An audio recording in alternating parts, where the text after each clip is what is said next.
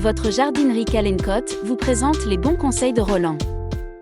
En plein hiver, on se dit que le jardin est moche et tristounet, qu'il n'a plus rien à nous offrir. Eh ben, c'est pas vrai. Aujourd'hui, je vous emmène à la découverte de 3 champions de la floraison hivernale. 3 arbustes exceptionnels qui n'hésitent pas à braver le gel pour nous offrir des fleurs et des parfums incroyables. Préparez-vous à être émerveillés. Commençons par l'incontournable viornetin, le Viburnum tinus. C'est sans doute l'un des arbustes les plus généreux de l'hiver. Son atout majeur, c'est son feuillage qui est persistant. Il reste vert toute l'année, ce qui donne une structure essentielle au jardin, même sous la neige. Et ses fleurs, elles apparaissent dès l'automne et continuent leur floraison jusqu'au printemps.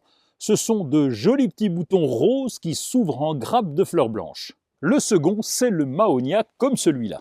Attention, celui-là, il a du caractère.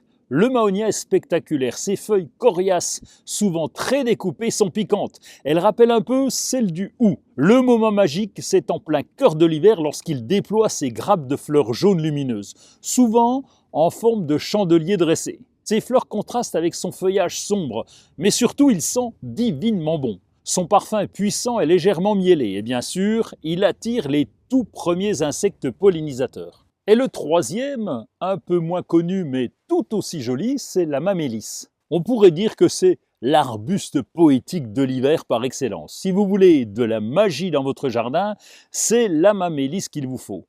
Regardez un peu cette floraison, c'est ce qui le rend unique. Ces fleurs ressemblent à des petites araignées ébouriffées ou à des franges colorées allant du jaune soufre à l'orange et au rouge cuivré. Elles apparaissent directement sur le bois nu, avant même l'arrivée des feuilles. Il est aussi très parfumé, avec une odeur épicée, parfois citronnée. Il demande un peu d'espace et un sol plutôt acide, mais alors rassurez-vous, l'effet est garanti. C'est des plantes qui sont vendues en pot, on peut donc les planter toute l'année, mais c'est mieux entre l'automne et le printemps. Les bons conseils de Roland vous ont été proposés par la jardinerie Calencotte, adhérente du premier réseau français de jardineries indépendantes.